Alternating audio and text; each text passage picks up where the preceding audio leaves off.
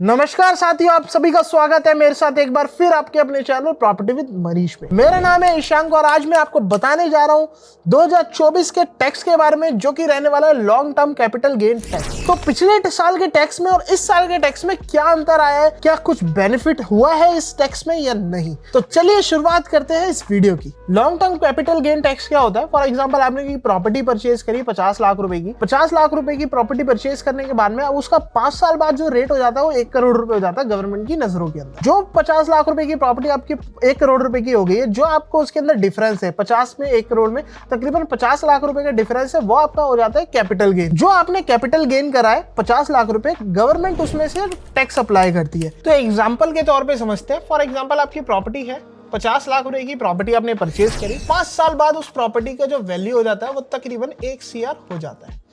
तो तकरीबन आपको बेनिफिट कितना हुआ? 50 लाख रुपए का आपको इसके अंदर बेनिफिट हुआ, जो कि आपका कैपिटल गेन हुआ। अब गवर्नमेंट कहती है कि आपको पिछले 2023 के बजट के हिसाब से गवर्नमेंट ने 20% आपको टैक्सेशन पे करने का, long term capital gain tax जो आप पे करते हैं वो 20% आपको पे करना होता है। लेकिन 20% आपको कब पे करना होता है? टोटल वैल्यू जो 50 लाख रुपए आपने कैपिटल गेन करा, उसमें से आपको कुछ छूट देती थी गवर्नमेंट, जिसको हम बोलते थे टैक्सेशन बेनिफिट। तो गवर्नमेंट आपको टैक्सेशन बेनिफिट देती थी, जो कि अप्रोक्सीमेटली अगर आप मान करके चलो तो 60% के आसपास का आपका बेनिफिट रहता था इसके अंदर।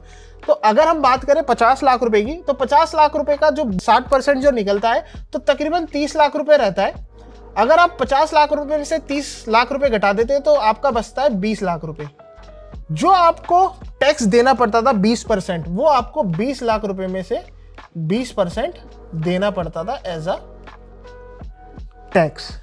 तो तकरीबन अगर आप 20 लाख रुपए का 20% आप देखें तो तकरीबन 4 लाख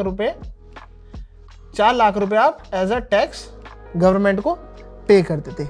लेकिन 20% से घटा करके नए वाले बजट के अंदर वो कर दिया गया है 12.5%। तो समझते हैं इसके अंदर हमारा फायदा है या घाटा है। गवर्नमेंट ने क्या करा? 20% से घटा करके 12.5% कर दिया। अब फॉर एग्जांपल मैं दोबारा से इसी एग्जांपल पे आपको बताऊं, 50 लाख रुपए की आपकी प्रॉपर्टी थी, सेम एग्जांपल 50 लाख रुपए का उसके अंदर आपको फायदा हुआ, 1 करोड़ रुपए की प्रॉपर्टी होगी, कैपिटल गेन की तो आपको 50 लाख रुपए का। अब इस 50 लाख रुपए पे गवर्नमेंट बोलती है 12.5%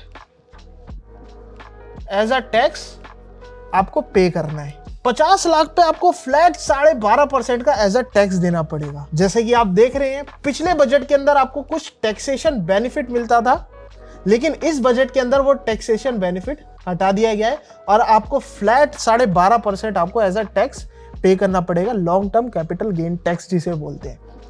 अगर हम 12.5% अगर 50 लाख का निकाले तो तकरीबन 6.25 लाख रुपीज आपका ये अमाउंट बैठता है। 6.5 लाख रुपए आपने 6,25,000 रुपए आप इधर पे कर रहे हैं और पुराने वाले बजट के अंदर आप 4 लाख रुपए पे करते थे। क्या आपके लिए फायदेमंद की चीज है या नहीं है? ये तो आप सामने बोर्ड पर ही देख रहे हैं कि ये पहले आप 20% पे करते थे, अब आप 12.5% करते हैं। लेकिन 12.5% तो करते हैं, लेकिन अब टैक्सेशन बेनिफिट नहीं है। मैं आशा करता हूं आपको ये सारी चीजें समझ आई हो, जो मैंने आपको ये टैक्स समझाने की कोशिश की है। अगर आपको इसके बारे में और भी कुछ जानकारी चाहिए तो आप नीचे हमारे कमेंट बॉक्स में कमेंट कर सकते हैं, बता सकते हैं। हमारी टीम आपको रीच आउट करेगी और नीचे दिए गए नंबर पे आप हमको कॉल भी कर सकते हैं किसी भी जानकारी के लिए। तो मैं इस वीडियो के अंदर आपसे लेता हूं विदा। मिलते हैं अगली वीडियो के अंदर। धन्यवाद।